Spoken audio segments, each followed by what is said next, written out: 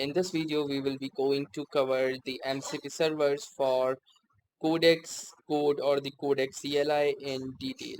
So the first thing that we will need to clear about is what MCP servers actually means. So an MCP server or a model context protocol server is a standardized universal adapter that connects AI models to external tools, data sources, and services.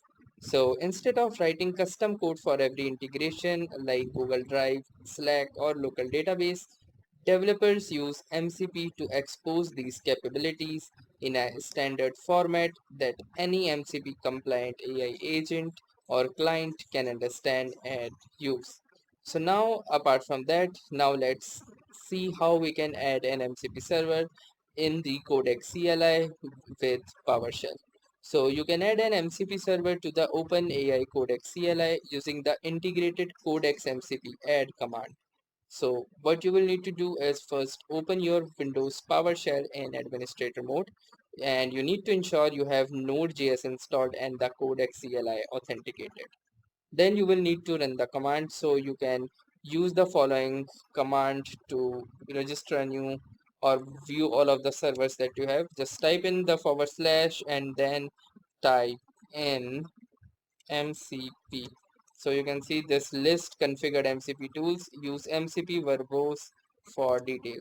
So currently you can see I do not have any MCP tools available, and there is only a codex apps with the auth and tools with no tools. So apart from that, if we wish to add our own MCP servers, what I usually suggest to people is that they can simply ask the codex to add any particular server, or if you wish to add your own and you have the context and also the other details, then you can add the same as well. So let me show you how you can do that. So what you can do is you can simply ask codex to add a sample MCP server. So as you can see, I have typed in to add a simple MCP server. Now if you also look into the codex, you can see here we can also add the MCP servers by going to settings MCP servers, and you will need to type in these following details. And the same, if you have these details, then you can also do the same in your codex code as well. So you need the name, the arguments, environment variables, and working directory in this as well. So you can see it says the execute is a known server using it now. So I will add a small standalone sample beside it and write it into mcp.json with a disable by default no secret shape.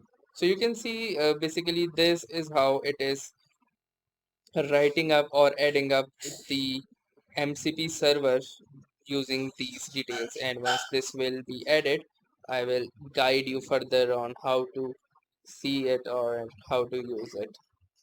So basically the command for any particular MCP server would look something like this. So you type in the codex MCP add, and then you will need to type in the name. So for example, let's say context 7, then you will need to pass in the arguments, and then you will need to type in npx y, and then you're going to type in @ and then the directory, which could be anything from these particular files within your local directory. So you can see most of the time if you wish to add any MCP server, just simply ask the codex to do it. You can simply provide it the information and you don't even need to remember the syntax. I just provided it for educational purposes if you are interested, but apart from that, codex can handle it pretty well on its own. So now I'm gonna need to click onto this y option in order to allow it the necessary permissions. Also, one thing that I did notice was that Codex is a little bit slower in comparison to the Cloud Code, especially while adding or working with the MCP servers, as MCP is also built by Anthropic itself, so it's a much more better integration in the Cloud Code itself. So now you can see that we are still waiting in order for Codex to add the MCP server, and I think it has currently taken around 3 minutes for adding the MCP server. Now I will again need to allow it for another permission, and once the MCP server will be added, we can see it listed in here, and you can see that it has added a runnable sample MCP server at this particular directory, and it includes the following tools, resources, prompt, package setup, usage notes, and registration. So now if I type in a forward slash and then type in MCP, I must see the particular action which is available in here. So if I go to this particular directory, I could easily see it.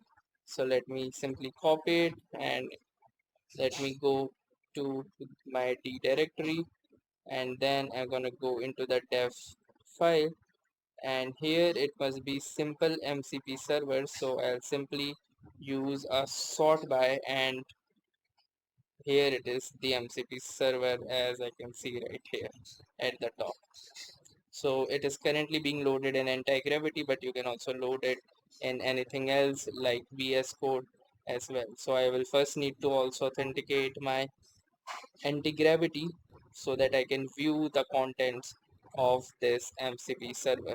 But nevertheless, you can check out the same with your own. Thanks for watching and have a nice day.